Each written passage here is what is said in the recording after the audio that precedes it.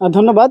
দলিল যার জমি তার, এই যে উদ্যোগ, সেই উদ্যোগকে স্বাগত জানিয়ে আমরা ভূমি অপরাধ প্রতিরোধ ও প্রতিকার আইন ২০২৩ অনুযায়ী শুকাইর বাজারে এসছি। এখানে ২১ শতক জায়গা নিয়ে দীপু তালুকদার ভার্সাস ১২ জন, এদের মধ্যে একটু অনেক বছর ধরে দ্বন্দ্ব বিদ্যমান রয়েছে।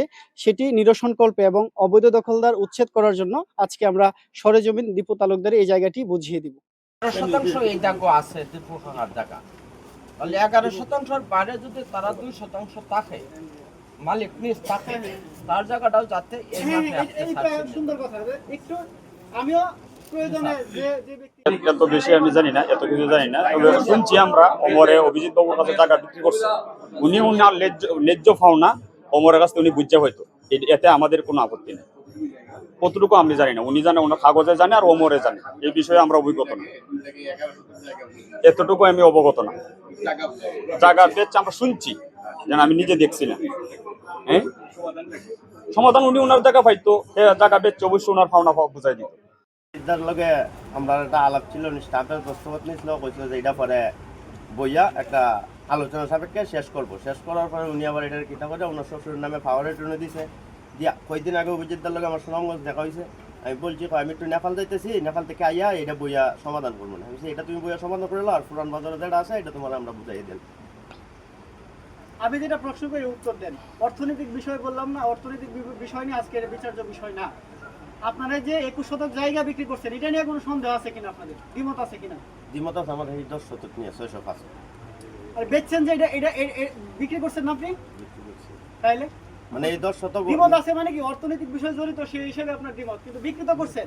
বিক্রি করছি কিন্তু ওখানে সেই হিসাবে শুনেন, সেই হিসাবে আপনার হচ্ছে অবৈধ দখলদার, আর অবৈধ দখলদারের জন্য জেল এবং যার কাছ তো জায়গাটা কিনছে, জায়গাটা সে সঞ্জা পাইতো, এতে আমরা এলাকাবাসী সবাই খুশি।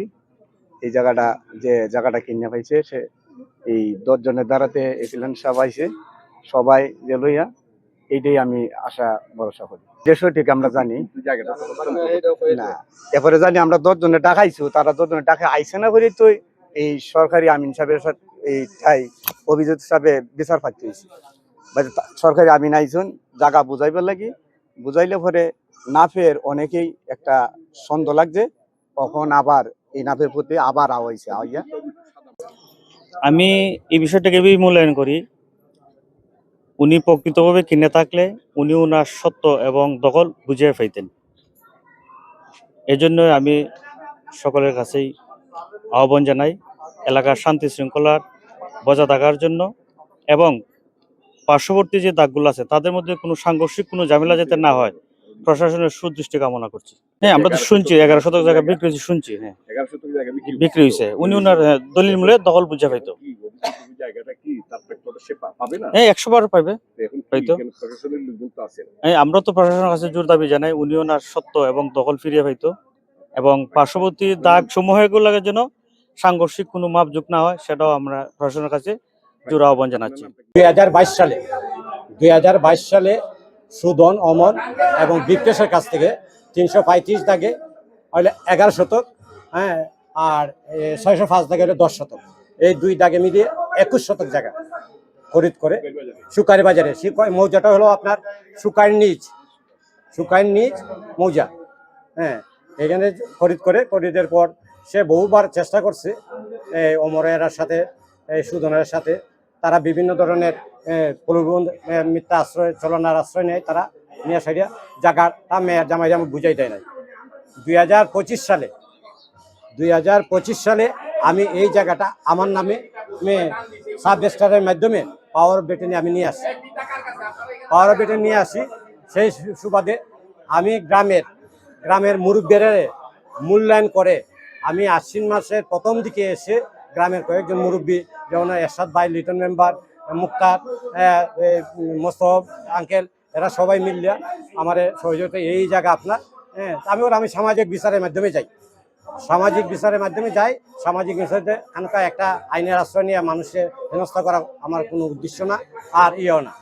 হ্যাঁ, আমি সামাজিক বিচারের মাধ্যমে ২-৩ বার আমি এর নাম তুফাত জেলে দিয়ে আমি মাফাইয়া সাইডা আরও মোস্তফা ভাইয়ের কইছেন, অমুকরে কইছেন, তমুকরে কইছেন, জায়গা যায় চন্দ্রকুমারও ইয়ে করছে, জায়গা কিনতো, দলিল কাগজপত্র নিচে রেজিস্ট্রি করতো, তারপরে কার প্রবচনায় সে আবার এখান থেকে ফিস পাওয়া হয়ে যাইছে, জায়গা কিনবে না, আমরা দখলে আছি, দখলেই থাকবো, এইভাবে মিথ্যা ইয়ে করে শেষে পরে গ্রামের এরা পারতেছে না। আমি বাধ্য হইয়া 10-3 ভূমি প্রতিরোধ প্রতিকার আইন 2023-এর মাধ্যমে আমি ইয়নো বরাবর এই দরখাস্ত করি। অমরচন্দ্র দাস অকথ্য ভাষায় এসেছিলেন মহোদয় সার্ভেয়ার, এবং আমাকে যে ভাষা আপনাকে আমি পরে শোনাবো, আমি দেব রেকর্ড। আমি ইতিমধ্যে আমি কোর্টে একটা মামলা করছি, তাদের নামে ওয়ারেন্ট পেয়েছি, এবং আরেকবার যখন প্রথমবার যখন নামতে আসি, অমরের ভাই বাতি যারা যা আছে না, অকথ্য ভাষায় আমাকে গালিগালাজ করছে।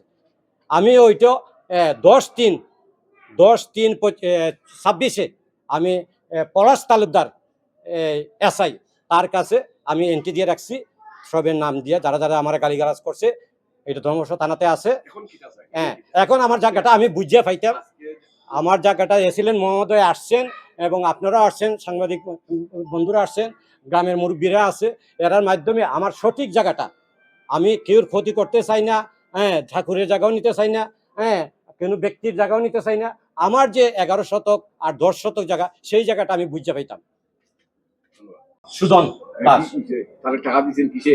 জমি চতুর্সীমা দিয়া 300 টাকা স্টাম্প, লেখাপড়া করিয়া সঙ্গে আমি যদি 3 মাস 4 মাস টাকা না দিতে পারি, তাহলে আমি ওই জায়গা দিব। ধন্যবাদ আপনাকে।